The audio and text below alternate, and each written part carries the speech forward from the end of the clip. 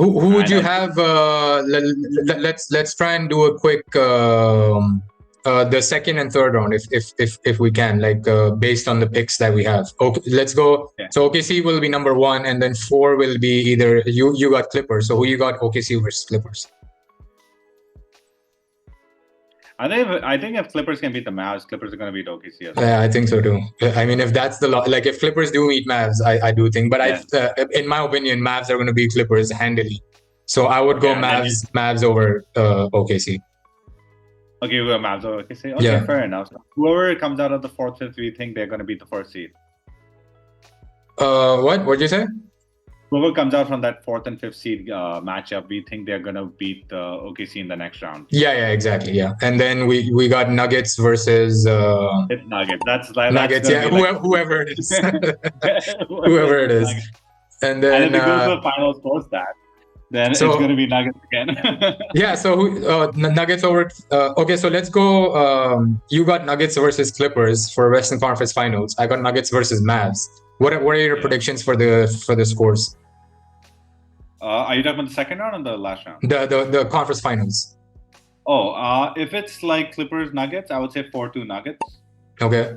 And if it's Denver Nuggets versus Mavs, I think 4-3 Nuggets. I might go Mavs over Nuggets, dude. I think if Mavs get it rolling like the way I think they will, like if they beat Clippers handily and then they beat OKC, I think their confidence. Luka with confidence is one of the most dangerous players.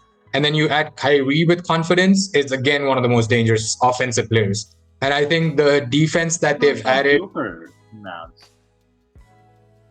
I don't think anyone can stop Joker, but I think they're going to have someone like they're going to keep switching PJ Washington and Derek Jones Jr. onto Jamal Murray. And I think he's the X factor. I said that even in our last pod where I think Joker is obviously the best player and he makes everything go.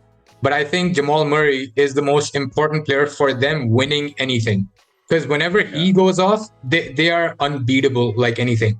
Joker could go for 50 by himself and he could get everyone involved. But if he doesn't have, because MPJ can go off scoring wise and Aaron Gordon can catch lobs and he's a defensive maniac. But I don't think that scoring punch of the in and out scoring punch. I think that's what Jamal Murray adds, where it's and they have the pick and rolls, the inverted pick and rolls, where both of them are so dangerous together. I think that's what makes them unbeatable. Where I think if you can even slow down Jamal Murray, where like last year he averaged like 32 against the Lakers. I think if you can get him down to 23 or 24, which is what I think. A guy like PJ, I think that's going to be their only task, PJ Washington and Derek Jones Jr. They're just going to keep switching it between themselves to just stop Jamal Murray or like slow him down to a point where I think Matt, because who's going to stop Luka and Kyrie? That's my thing. Aaron Gordon's going to stop Luka. I feel so. Aaron Gordon can't. No, I don't think so. Because Aaron Gordon he can't move that quick laterally. I think Aaron Gordon's a good defender on like the bigger guys like Anthony Davis, LeBron James. But I think KCP has a chance to be like a hound. But then the problem they have is like then Kyrie could go off. They're both such great one-on-one players that Jamal Murray can guard Kyrie too, right? Like Jamal Murray's not a good defender. He can't guard Kyrie. I don't think so. Don't think so? I don't think so. And if he's gonna go, if Jamal Murray is going to be exerting that kind of pressure on Kyrie, I think just by himself, he's going to offensively slow down. That's why I think it could go either way, where I think it could be 4-3 Mavs. Yeah.